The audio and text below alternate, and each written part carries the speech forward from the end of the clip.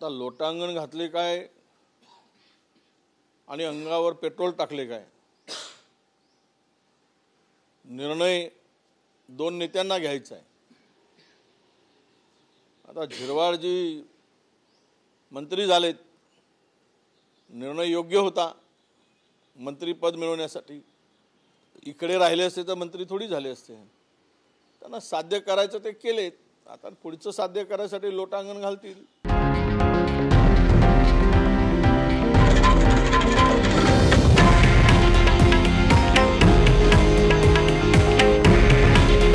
हे आहे देशातील नंबर 1 न्यूज नेटवर्क आणि आपण पाहत आहात TV9 मराठी। काळजी तुमची, हित महाराष्ट्राचं।